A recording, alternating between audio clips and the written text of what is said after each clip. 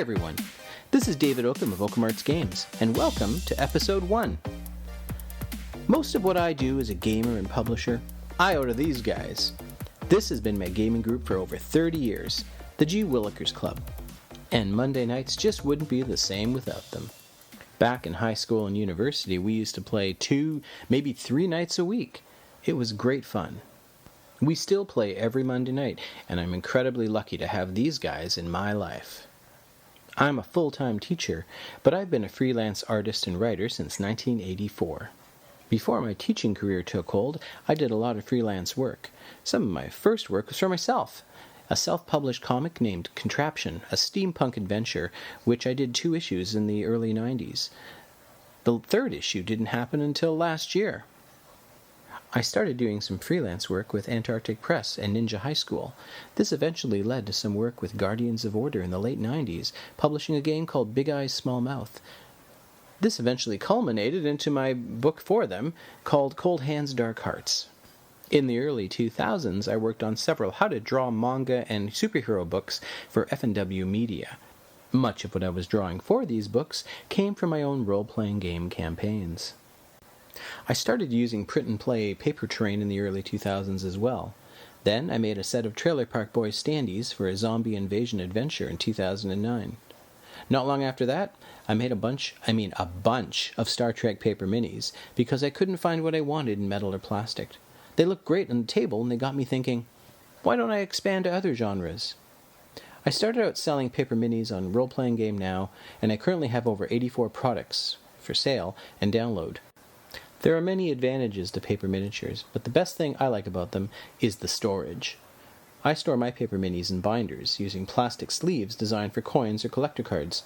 I take out what I need, I put it on a base, and then I play. And when I'm done, I return it to the sleeves in the binder, and I put it back in the bookshelf. I still like to cut my paper miniatures by hand, but there is a thriving community of gamers that make cut files for automated cutting machines. This is very handy when you have a few hundred minis to cut. Paper miniatures are also very affordable, and they look great on the table, especially with the Litco clear bases. Years of making paper minis got me into the game design, with Serene Fist, Katana Schoolgirls vs. Zombie Furries, a fast-playing game where anime schoolgirls battle the undead. It was nominated for the 2012 ENnie Award.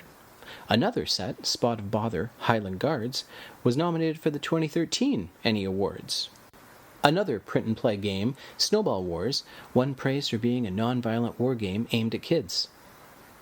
I've been able to make minis that I can't find anywhere else, and it takes about the same time to print and build a paper miniature as it does to paint a regular miniature. In 2014, I took the plunge and funded a print-and-play dungeon crawl game on Kickstarter. Dark Fast Dungeons is a fast and furious game that can even be played solo, and there's lots of expansion, so it's never the same game twice, and there's more to come. My second Kickstarter was a superhero role-playing game called Save the Day. This got me on a bit of a writing spree with a magical girl book for White Star role-playing game. Anime Hack was made for use with the Black Hack role-playing game. And Grandma World uses the Swords and Wizardry White Box rules to explore the adventures of enterprising senior citizens. I'm also making old-school adventures and gazetteers for Swords and Wizardry White Box and Dark Fast Dungeons. There is a Redbubble storefront where I sell t-shirts, complete with puppied boy old-school kobolds. Kobolds as they should be, and I'm sure there are some people in Texas who agree with me.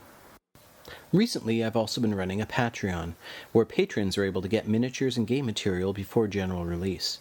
It's a good way to get feedback from people who buy my miniatures and games. Well, that's a very quick introduction to Okumarts Games, and that's about it for this time. In future episodes, I'm going to cover techniques, game fluff, and further information about specific lines that I support. Also, I'm planning on doing actual play sessions so you can actually see the miniatures and games in action.